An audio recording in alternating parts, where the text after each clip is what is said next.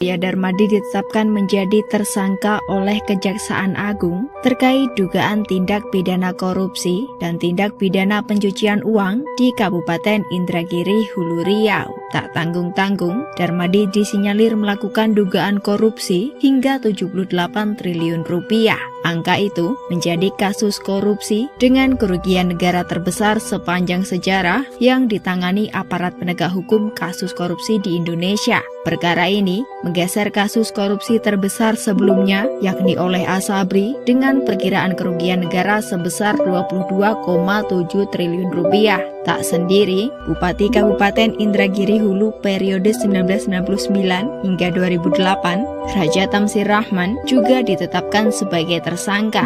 Surya Darmadi sendiri kini berstatus sebagai DPO atau Daftar Pencarian Orang alias buron sejak 2014. Darmadi disinyalir bersembunyi di Singapura yang menjadikannya masih belum ditahan hingga saat ini.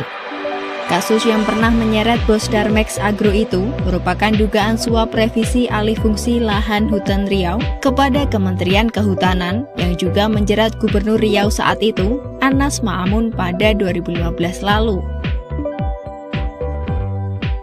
Surya Darmadi merupakan pemilik PT Duta Palma Group. Melalui PT Duta Palma Group ini, Surya Darmadi diduga menyerobot lahan perkebunan di Riau. Ia sempat masuk dalam daftar orang terkaya di Indonesia ke-28 menurut majalah Forbes pada 2018. Total nilai kekayaan Surya Darmadi kala itu mencapai 45 miliar dolar AS. Kekayaan Surya Darmadi ini tak lepas dari perusahaan miliknya, yakni PT Duta Palma Group atau Darmex Agro Group. PT Duta Palma Nusantara Darmex Agro menjadi salah satu kelompok budidaya, produksi, serta pengekspor kelapa sawit di Indonesia.